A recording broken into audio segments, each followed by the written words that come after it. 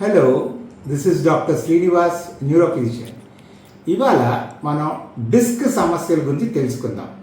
Disc prolapse వల్ల నరాలని నొక్కేసేసి నరాల నొప్పిలతో మనం బాధపడతాం.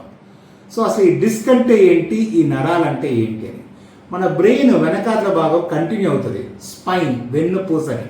సో ఇది ఇలా కంటిన్యూ అవుతుంటుంది. మన బోన్స్ ఉంటుంది.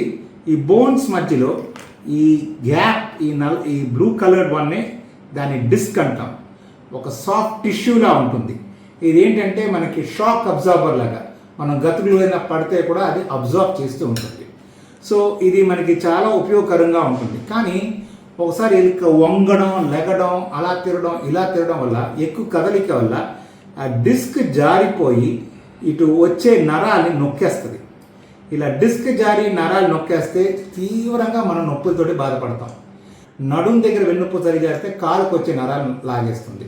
సో కాలుకు వచ్చే నరం బాగా లాగేస్తే బాగా నొప్పి వస్తుంది. దాన్ని షయాటిక్ పెయిన్ అంటాం, షయాటిక్ అంటుంటాం, ఎందుకంటే నరం పేరుది.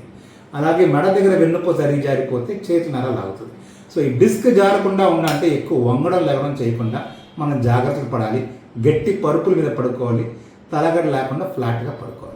Thank you. This is Dr. Srinivas, Neurophysician.